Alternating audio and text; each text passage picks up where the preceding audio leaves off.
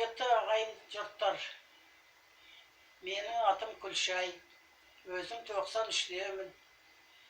Осы өмірімнің ішінде үлкен аурулар менен давление, бас айналу, сустав, полиартрит деген пәле, солардың барлығы менен әуре болып келе жатыр едім, қиналып. Балам осындай бір дәрі әкеп, сол дәріні қазір ішіп жүрім. Таңертең 2 капля, кешке 2 капля сөйтіп ішем. Қазір аяғымда дұрысталып келеді, басымның айналғанында дұрысталып келеді, суставым да болды, давлением де бәрі де өзінің орнына келе жатыр. Сондықтан сіздер де денсаулықтарыңызды түзеу үшін осы дәріні алыңыздар, емделіңіздер. Әуелі байлық, денсаулық. Денсаулық болса, барлығы да, байлық та, барлығы да болады.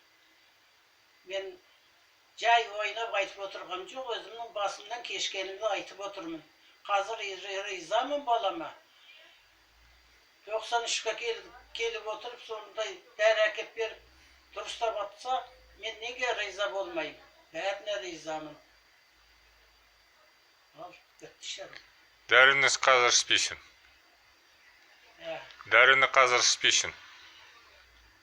Дәріні қазір ішпеймін. Дәріні қойдым.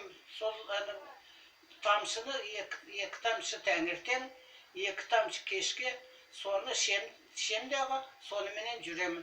Қазір дәрі ішпеймін. Бастың дәрі, давлениенің дәрісін де ішпеймін. Синарезинді де ішпеймін. Суставтың да дәрісін ішпеймін. Қазір рақат болды. Маған жеңіл, жақсы болды. Қазір өзімнің жүруіме сондай көмек көрсетті. Жақсы ғой.